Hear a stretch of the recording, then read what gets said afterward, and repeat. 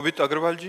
राधे राधे। राधे राधे महाराज जी। महाराज जी, अभी कुछ दिन पहले आपने एकांतिक में बताया था कि जब प्रारंभिक अवस्था में आपकी दोनों किडनी खराब हुई, ऐसा पता चला तो आपको आश्रम से निकाल दिया गया और कहा गया कि हम तुम्हारे ठेकेदार हैं। आपने उसी समय अपना सामान उठाया और आश्रम से निकल गए। महाराज जी, वहां से निकलने के बाद आपने क्या किया और आपके जीवन का संघर्ष क्या था? हम राधा वल्लभ जी गए और राधा वल्लभ जी से बात की कि कहाँ रहें, क्या करें।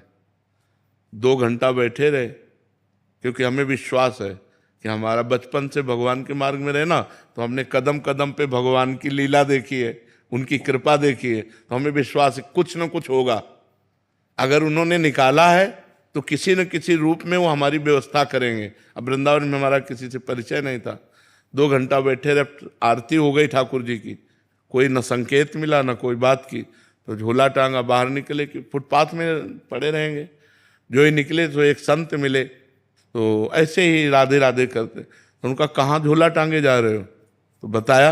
अरे बोले चलो ना हमारे पास एक कमरा एक्स्ट्रा है। तो काली दह में उन्होंने कमरे में रखा। फिर कुछ दिन हुए तो गोस्वामी जी मिले जो राधा वल्लभ जी के हैं, तो उन्होंने कहा कि बाबा आजकल कहाँ रहते हो। तो हमने कहा पाठक बाबा अपने कमरे, आ जाओ ना हितधाम, कुटिया खाली है। बस हितधाम आ गए। तो हमारा जीवन का जो मोड़ हुआ वो हितधाम से हुआ। जो जीवन का हमारा परिवर्तन हुआ वो हितधाम से हुआ। 10वें वर्ष हितधाम में रहे। तो एक छोटी सी कुटिया थी, मतलब जिसमें पैर फैलाएं तो दीवार इधर इधर इधर, बस एक बाथरूम जैसी, और ऊपर छत टूटी हुई और बिजली का कनेक्शन नहीं। तो जब 10-12 वर्ष हो गए, हमारा चमत्कार और सब हुआ है भगवान का हमारे साथ, मतलब तो हम आश्चर्य माना। तो स्वामिनी कुंज जो बनी थी जिसमें हम सत्संग करते थे, वो सब आपस में मिल करके सब बन गई। हमको पता भी नहीं चला कैसे क्या बन गई। और बस फिर राधा के कुंज बनी, तो धीरे धीरे देख ही रहे सब। यहाँ तक ऐसे जीवन यात्रा हुई। हितधाम तक भिक्षा मांग के खाते थे। तो वास की व्यवस्था हितधाम में जब हुई, वो वहाँ से जीवन पलटा हमारा। वहाँ से जीवन पलटते पलटते अब देखो ये जीवन आ गया कि भगवान समाज की सेवा दे दी। वैसे बैठकर बात करने का, और लाखों लोग प्यार करते हैं। तो भगवान की कृपा से जिसको कोई पानी देने वाला नहीं था, आज हजारों लोग प्यार करने वाले हैं। ये भगवान का सब दिन होत ना एक समान, एक समय वो था और एक समय ये है।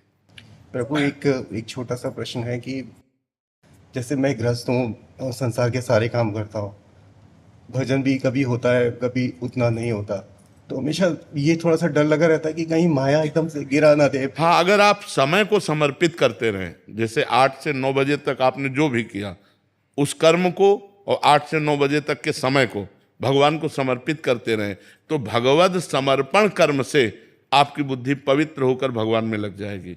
जो गृहस्थ आदमी है उसका ज़्यादा भजन नहीं बनता, जो हर समय माला लिए, हर समय वो कर्म परायण होता है। तो उसको चाहिए अपने कर्म भगवान को समर्पित कर दे। जैसे 8 बजे से 8 बजे तक 12 घंटे नौकरी की, तो 12 घंटे बाद हे करुणा निधान भगवान, हे जगत के स्वामी, आपकी इस सृष्टि में ये 12 घंटे काम किए, ये 12 घंटे का समय और काम आपके चरणों में समर्पित। तो ये भगवद अर्थ कर्म उसको भगवत प्राप्ति करा देगा। भगवान ने हर रास्ता इसीलिए बनाया है कि हर जीव का मंगल हो जाए। तो जो बहुत क्रियापरायण है वो अपने क्रिया योग, कर्म योग को भगवान को समर्पित कर दे, तो उनका काम बन जाए। अजय राय जी। श्री हरिवंश। श्री हरिवंश महाराज जी।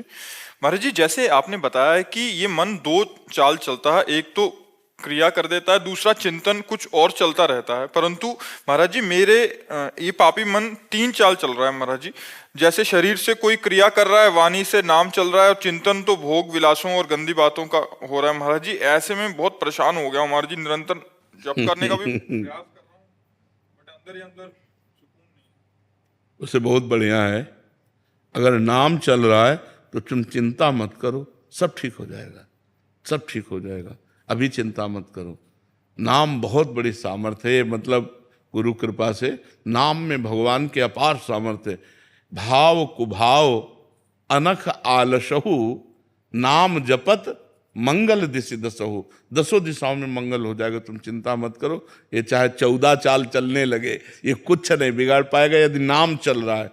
और भगवान का नाम यदि नहीं चल रहा तो हानि हानि है, फिर उसमें लाभ नहीं है। भगवान का चिंतन, हरि स्मृति, सबसे बड़ी चीज। पूरी गीता जी सुनने के बाद अर्जुन को क्या मिला? नष्टो मोहा स्मृति लब्ध्वा त्वत्प्रसादान मयाच्युता। आपके कृपा प्रसाद से हे श्री कृष्ण मुझे अखंड स्मृति प्राप्त हो गई, मोह का नाश हो गया। बस भगवान की स्मृति ही सब कुछ है। यदि भगवान का नाम चल रहा है, भगवान का चिंतन चल रहा है, तो चिंता करने की जरूरत नहीं, सब मंगल हो जाएगा, दसों दिशाएं मंगलमयी हो जाएंगी। भाव कुभाव, जैसे हमारा भाव नहीं बन रहा, मन कहीं और जा रहा है, क्रिया कुछ और हो रही, केवल मुख से हम राधा राधा रट रहे। भाव कुभाव अनख आलस हो, नाम जपत मंगल दिशि दसो। दसों दिशाओं में मंगल होगा, अमंगल नहीं हो सकता, चिंता न करो।